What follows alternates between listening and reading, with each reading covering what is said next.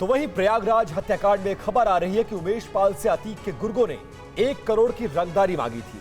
इस मामले में उमेश पाल ने पुलिस में शिकायत भी दर्ज कराई थी।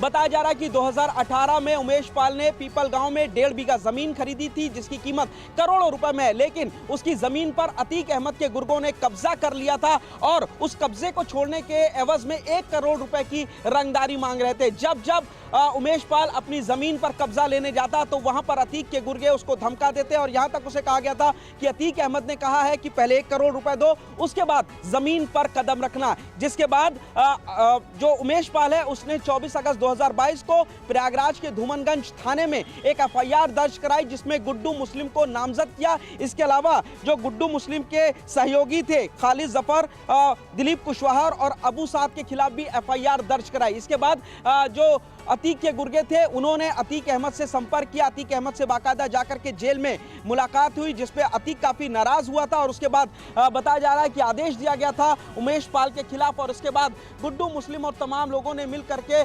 प्रयागराज में उमेश पाल की हत्या कर दी। उमेश पाल हत्याकांड के मददगारों पर अब होली के बाद बुलडोजर चलेगा, लेकिन मऊ में माफिया मुख्तार अंसारी के बेटों के घर पर आज भी बुलडोजर चला।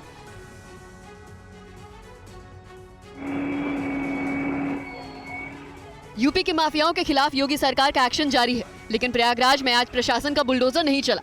उमेश पाल हत्याकांड के मददगारों और माफिया अतीक अहमद के करीबियों के खिलाफ लगातार 3 दिन तक बुलडोजर कार्रवाई के बाद आज चौथे दिन प्रशासन ने ऐलान किया कि अब होली तक बुलडोजर कार्रवाई पर ब्रेक रहेगा। प्रशासन ने अतीक अहमद के गुर्गों मददगारों की करीब 40 अवैध संपत्तियों की पहचान की है जिनको मिट्टी में मिलाया जाना है। इस बीच उमेश हत्याकांड के आरोपियों के बारे में एक और खुलासा हुआ है। हत्याकांड के आरोपी वारदात के बाद 2 घंटे तक प्रयागराज में ही छिपे रहे।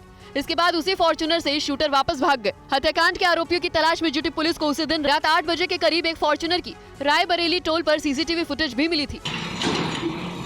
वहीं मऊ में माफिया मुख्तार अंसारी की प्रॉपर्टी पर आज दूसरे दिन भी बुलडोजर चला। इसे तोड़ने के लिए खास मशीन मंगाई गई क्योंकि यह काफी मजबूत मकान है। प्रशासन के मुताबिक बिल्डिंग का उपयोग मुख्तार अंसारी के बेटे अब्बास और उमर अंसारी कार्यालय के तौर पर किया करते थे।